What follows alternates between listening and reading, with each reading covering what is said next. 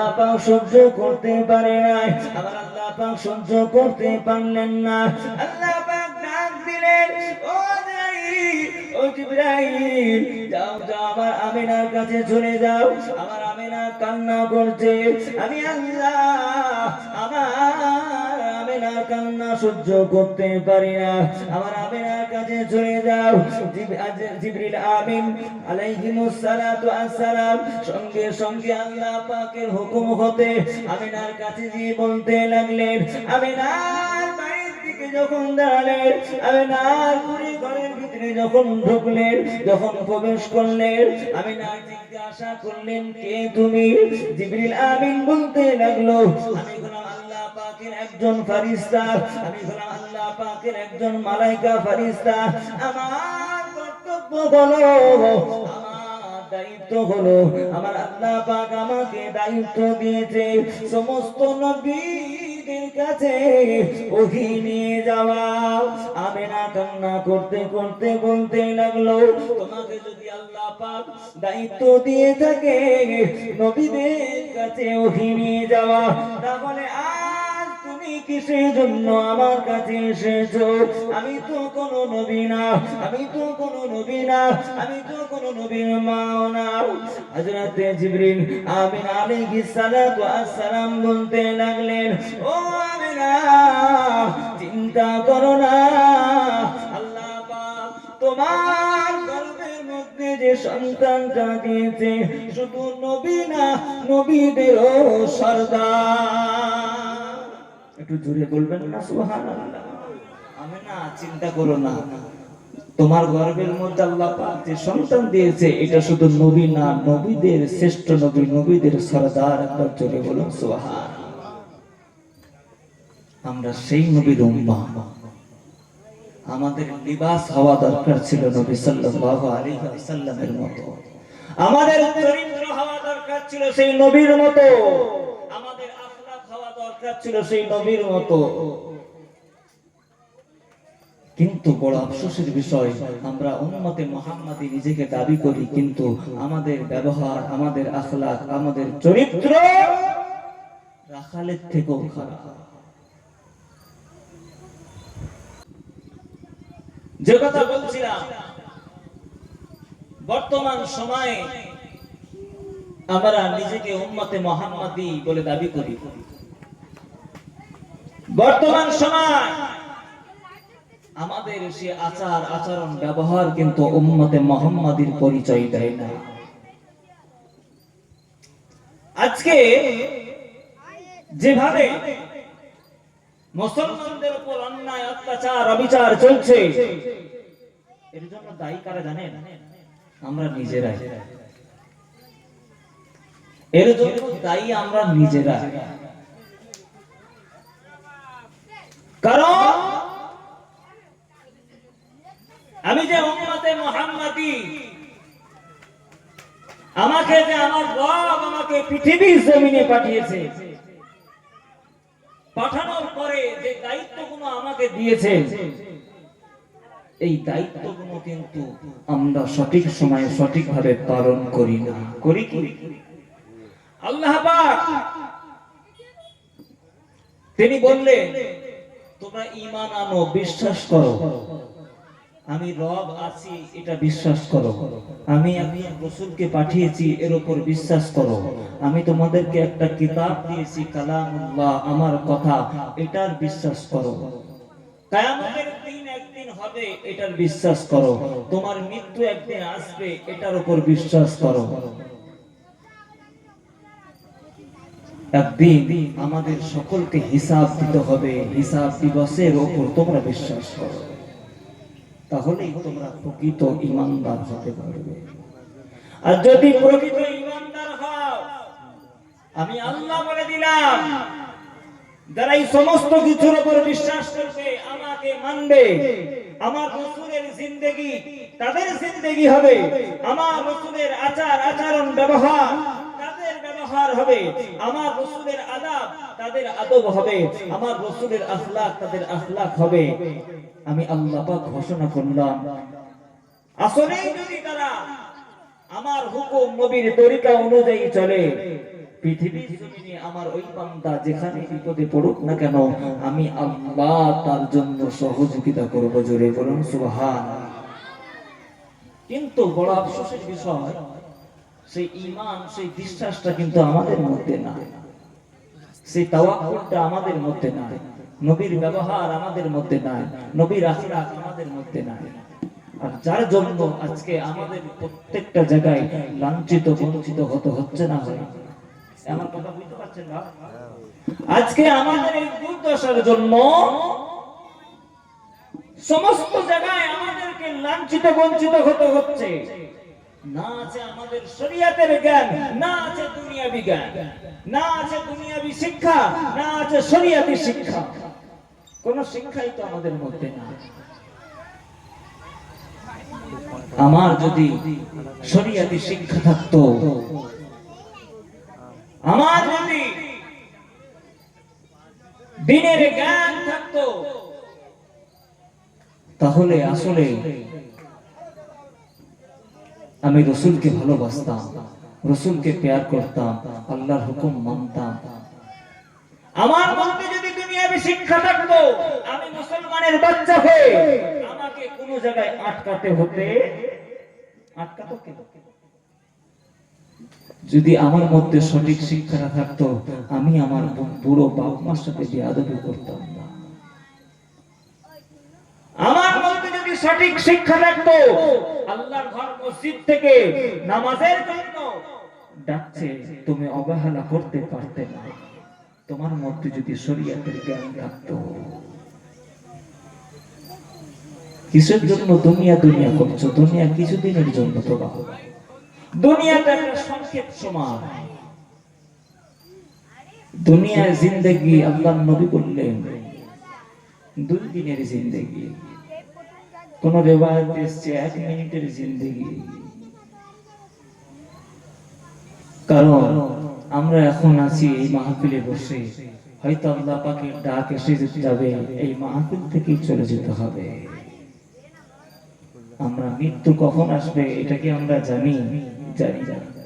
কিন্তু এই মৃত্যুর পরে আমাদের মৃত্যু হবে, মৃত্যু হওয়ার পরে আমাদের আরেকটা জিন্দেগি বাকি আছে, যেটা হলো আবাদান আবাদা, যার কোনো শেষ নাই, যার কোনো শেষ নাই।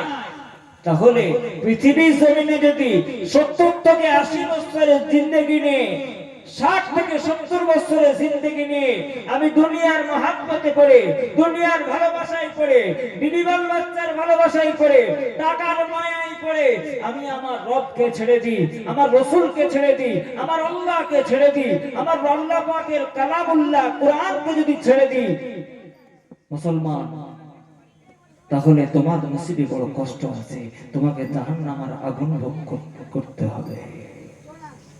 আমি যদি মানুষ হয়ে মানুষকে যদি ভালো না বাসতে পারি, আমি মানব হয়ে মানব জাতির কষ্ট যদি না বুঝি, আল্লাহ পাক আমার আপনার জন্য কঠিন থেকে কঠিন জাহান্নামের ব্যবস্থা করে রেখেছে। আমরা অনেক ওয়াজ নসিহতে শুনেছি যে নামাজ পড়তে হবে, আল্লাহর হুকুম মানতে হবে, রাসূলকে মহব্বত করতে হবে, শুনেছি শুনিনি? এর পূর্বে বহুত আলোচনা শুনেছি, কিন্তু আমাদের মধ্যে একজনের মধ্যে নবীর মহব্বত পয়দা হয়নি, আল্লাহর ঘর মসজিদে যাবে এই তৌফিক হয়নি, নবী পাক সাল্লাল্লাহু আলাইহি ওয়াসাল্লামের তরিকার উপর চলবে এই তৌফিক আমাদের হয় না। আমি ওয়াজ নসিহতের পূর্বেই বলেছি, বর্তমান সময় একটা এমন পরিস্থিতি, মানুষ খারাপ জিনিসটাকে বেছে নেয়, ভালো জিনিসকে নয়। যদি একজন মানুষকে বলা হয় অমুক জায়গায় যাও, গেলে কিছু টাকা পাবে, আর ওই ব্যক্তিকে যদি বলা হয় তুমি মসজিদে যাও, আল্লাহর ঘর, নামাজ পড়ো, আল্লাহ পাক তোমাকে জান্নাতে যাবে, ওই মুসলমানের বাচ্চা, ওই বেঈমানের বাচ্চা ওই আল্লাহর ঘর মসজিদ ছেড়ে টাকার লোভে টাকার পিছনে দৌড়াবে। কথা ঠিক বললাম না ভুল বললাম? এই জন্য বলে ইমানদার খুব সাবধান। বর্তমান সময়ে মানুষের, মুসলমানদের ঈমানকে নষ্ট করে দেওয়ার জন্য, ধ্বংস করে দেওয়ার জন্য, আল্লাহর কাছ থেকে দূরে সরিয়ে নেবার জন্য, আল্লাহর ঘর মসজিদ থেকে দূরে সরিয়ে নেবার জন্য নানা রকম চক্রান্ত চলছে। আমাদেরকে আমার আল্লাহকে মানতে হবে, আল্লাহর হুকুম মানতে হবে, নবীর তরিকা মানতে হবে। মানবো ইনশাআল্লাহ। আল্লাহ পাক সকলকে নামাজ, রোজা, হজ, যাকাত করার তৌফিক দান করুক। সকলে বলি আল্লাহুম্মা আমিন। আমার ভাইরা আমার, যে কথা বলছিলাম, আল্লাহর নবী সাল্লাল্লাহু আলাইহি ওয়াসাল্লাম পৃথিবীর জমিনে আসার পূর্বে আব্বাজান চলে গেলেন, জিবরিল আমিন আসলেন, তিনি সুসংবাদ দিলেন যে তোমার গর্ভে এমন একজন সন্তান আছে যে সন্তান শুধু নবী নয়, নবীদের সর্দার আল্লাহ পাক বানিয়েছেন। জোরে বলুন সুবহানাল্লাহ। আমিনা একবারও কান্না করে, কান্না থামছে না তার। কিসের জন্য কান্না করে আমিনা? কে জিজ্ঞাসা করছে? জিবরিল আমিন জিজ্ঞাসা করছে, কিসের জন্য কাঁদছো? আমিনা বলে, কত সুন্দর সন্তান যখন পৃথিবীর জমিনে ভূমিষ্ঠ হয়, তার আব্বা কত সুন্দর সন্তানের নাম রাখে, কিন্তু আমার তো কেউ নাই, আমার তো স্বামী নাই, আমার সন্তানের তো বাবা নাই, তাহলে আমার সন্তানের নামটা কে রাখবে? কষ্ট হচ্ছে, বুক ফেটে যাচ্ছে। আল্লাহ পাকের মালাইকা ফেরেশতা হযরত জিবরাইল জানিয়ে দিলেন, ও আমিনা শুনে রেখে দাও, জেনে রেখে দাও, তোমার সন্তান পৃথিবীর জমিনে আসবে, তোমার সন্তান পৃথিবীর জমিনে আসবে, তোমার সন্তানের নাম কে রাখবে এই চিন্তা করছো, এর জন্য তুমি কান্না করছো। বাবা নাই, বাবা নাম রাখতো, আজ তো বাবা নাই, কেউ আর নাম রাখতে পারবে না। ও আমিনা শুনে রেখে দাও, জেনে রেখে দাও, তোমার গর্ভের মধ্যে যে সন্তান আছে, তোমার গর্ভের মধ্যে আল্লাহ পাক যে সন্তানকে দিয়েছে, এই সন্তানের নাম আমার আল্লাহ পাক রেখে দিয়েছে। একটু জোরে বলবেন না সুবহানাল্লাহ। ও আমিনা, তোমার সন্তানের নাম হলো মুহাম্মাদুর রাসূলুল্লাহ। চিন্তা করছো? কান্না করো না, তোমার সন্তানের নামও রাখা হয়ে গেছে। একটু জোরে বলবেন না সুবহানাল্লাহ। আল্লাহ পাক কত পরিমাণ মর্যাদা দিয়েছিলেন ওই নবীকে, যে নবীর নাম আমার আল্লাহ পাক আরশে আজিমে লিখে রেখে দিয়েছেন। জোরে বলুন সুবহানাল্লাহ। ইমানদার মুসলমান ভাইরা আমার, বাবাজিরা, শুধু তাই নাই, আমার আপনার নবীকে, বিশ্ব নবীকে আমার আল্লাহ পাক এত পরিমাণ মর্যাদা দিয়েছে।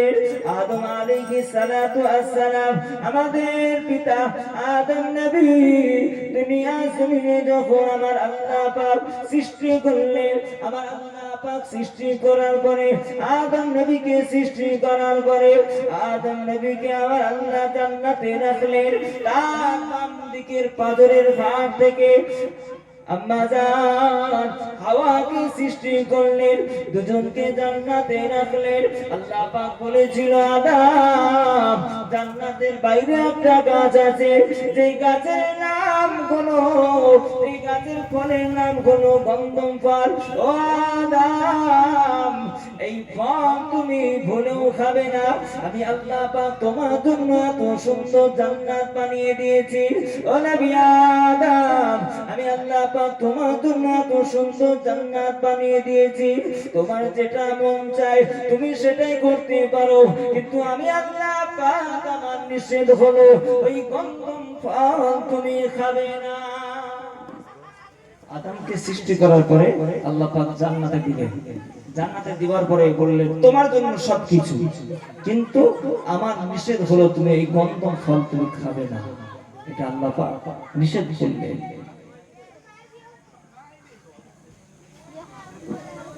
আদম নবীকে সৃষ্টি করবার পরে আমার আল্লাহ পাক সমস্ত ফেরেশতাদের ডাক দিলেন, ও আমার ফেরেশতারা শোনো শোনো, তোমরা আমার নবী আদমকে সিজদা করো, তোমরা আমার বানানো সৃষ্টি নবী আদমকে সিজদা করো।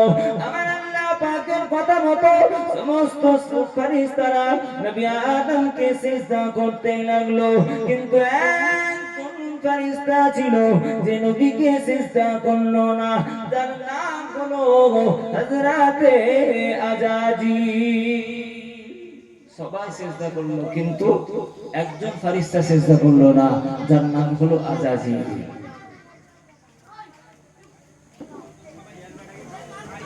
আল্লাহ পাক ফেরেশতাদের জিজ্ঞাসা করলেন, ও আমার ফেরেশতারা, তোমরা সিজদা করলে, আমার আজাজিল কেন সিজদা করলো না? আমার আজাজিল কেন সিজদা করলো না? আমার পাতে বানানো আমার সৃষ্টি নবী আদমকে তোমরা সিজদা করলে, আজাজিল কেন করলো না? যাও যাও, আজাজিলকে জিজ্ঞাসা করো কেন সে সিজদা করে নাই। আল্লাহ পাকের হুকুম মতো ফেরেশতারা আজাজিলকে জিজ্ঞাসা করতে গেল, ও আমাদের সরদার, ও আমাদের নেতা, আমরা সকলে মিলে সিজদা করলাম, নবী আদমকে সিজদা করলাম, কিন্তু তুমি কেন করলে না? তুমি কেন করলে না? এই সময় আজাজিল বলতে লাগলো, ও আমার শিষ্যরা শোনো, ও আল্লাহ পাকের ফেরেশতারা শোনো, আদম নবী গো মাটির তৈরি, আমি আজাজিল হলাম আগুনের তৈরি। মাটির খাসলাত হলো নিচের দিকে নামা, আগুনের খাসলাত হলো উপর দিকে ওঠা। ও আল্লাহ পাকের ফেরেশতা, আমি আজাজিল হলাম আগুনের তৈরি, আমার খাসলাত হলো উপর দিকে ওঠা। আমি কোনো মতে মাটি দিয়ে বানানো এই আল্লাহ পাকের নবী আদমকে সিজদা করতে পারবো না, কোনো মতেই আমি সিজদা করব না। অহংকার এসে গেল গো বাবা, অহংকার, তাকাব্বুর। আমার খাসলাত তো উপর দিকে ওঠা, আমি আগুনের তৈরি, আমি কেন এই মাটিকে সিজদা করতে যাব? কিন্তু আমার রবের হুকুম তো করতেই হবে না, হবে না? এই যে করতে হবে না, হবে না? সকলকে সিজদা করতে হবে। আল্লাহ পাক আজাজিলকে এত বেশি মহাব্বত করতেন, আল্লাহ পাক আজাজিলকে এত বেশি প্যার করতেন, ফেরেশতাদের ডাক দিয়ে বললেন, ফেরেশতারা শোনো, আসমানের উপর বিরাট আকার একটা ঘর বানাও, এই ঘরটার গেট হবে ছোট্ট মতো, যাতে সবাই মাথা নিচু করে ওই ঘরের ভিতরে প্রবেশ করতে পারে। আমার ফেরেশতারা যাও যাও, চলে যাও, নিজের কাজের মধ্যে চলে যাও। আল্লাহ পাকের হুকুম মতো ফেরেশতারা আসমানের উপর বিরাট আকার একটা ঘর বানাতে লাগলেন। ও মুসলমান ভাইরা, আমার বাবাজিরা, আমি আপনাদেরকে বুঝাতে চাইছি, আল্লাহ পাক আমার নবীকে কত বেশি মহব্বত করতেন, আল্লাহ পাক আমার নবীকে কত বেশি মর্যাদা দিয়েছেন। আল্লাহ পাকের হুকুম মতো ফেরেশতারা আসমানের উপর ঘর বানালো, গেটটা ছোট মতো করলো। ফেরেশতারা আল্লাহ পাকের কাছে এসে বলে, ও রব্বুল আলামিন, আপনার কথা মতো আমরা ঘর বানালাম, গেটটাও ছোট করলাম, এরপরের কি কাজ আছে আপনি জানিয়ে দেন। আল্লাহ পাক ফেরেশতাদের ডাক দিয়ে বলে, ও আমার ফেরেশতারা, আমার নবী আদমকে ওই গেটের সামনে দাঁড় করিয়ে দাও। গেটের সামনে নবী আদমকে দাঁড় করিয়ে দাও, আর তোমরা একে একে ওই গেট থেকে ভিতরে প্রবেশ করো। কি বলছেন? আল্লাহ পাক হুকুম করছেন। এবার বিরাট ঘর, আর গেটটা ছোট, মানে সকলকে মাথা নিচু করে, এই কথা বলে, মাথা নিচু করে প্রবেশ করছে। সমস্ত ফেরেশতারা আল্লাহ পাকের কথা মতো সকলে একে একে একে একে গেট থেকে ভিতরে প্রবেশ করলো, কিন্তু একজন করলো না, তার নাম হলো আজাজিল। আজাজিল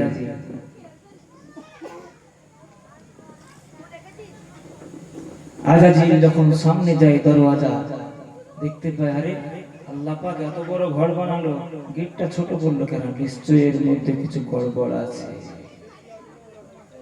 সে কি করলো, উল্টো ঘুরে যখন ভিতরে প্রবেশ করলো, দেখলেন গেটের সামনে আল্লাহ পাক আদম নবীকে দাঁড় করিয়ে রেখেছেন। জোরে বলুন সুবহানাল্লাহ। এই ওয়াজ বুঝতে পারছেন তো? আজাজিল মনে মনে করলো, আরে আল্লাহ পাক তো বড় চাল ছেড়েছে, মানে আমিও মাথা নিচু করে ঢুকবো আর ওইটাই সিজদা বলে গণ্য হয়ে যাবে, আমি তো মাথা নিচু করতে ওয়ালা নয়। আজাজিল আবার গেট থেকে বাইরে প্রবেশ করলেন, প্রবেশ করে আবার সেই উল্টো ভাবে ভিতরে প্রবেশ করলেন, যাতে আদমকে সিজদা, রুকু, মাথা নিচু না করতে হয়। আল্লাহ পাক ফেরেশতাদের জানিয়ে দিলেন, ও আমার ফেরেশতারা, আমি আজাজিলকে এত বেশি মহব্বত করতাম, আজাজিলকে এত বেশি প্রেম করতাম, পৃথিবীর জমিনে